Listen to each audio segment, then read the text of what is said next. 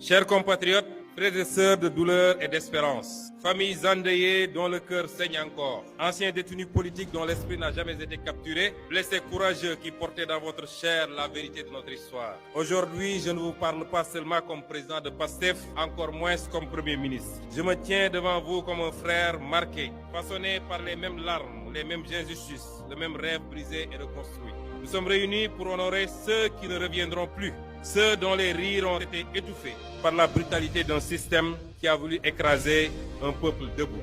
Nous nous souvenons de chaque visage, de chaque nom, de chaque vie interrompue ou brisée. Ces jeunes, ces étudiants, ces citoyens ordinaires sont sortis dans les rues, non pas par violence, mais par amour viscéral pour leur pays et par refus absolu de l'injustice. Aux familles des martyrs, chères mères, chers pères, frères et sœurs implorés, la nation tout entière partage votre douleur. Vos enfants ne sont pas des statistiques, ce sont des héros. Leur courage a ébranlé les murs de l'oppression.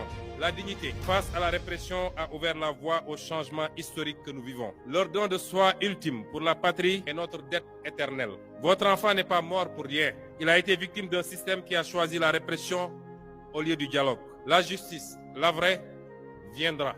L'État veillera à ce que chaque responsabilité soit établie, que chaque dossier soit élucidé. Nous vous devons la vérité. Nous vous devons un pays digne du sacrifice de vos enfants. Aux anciens détenus politiques et aux blessés, à vous qui revenez des ténèbres, à vous dont le corps raconte l'histoire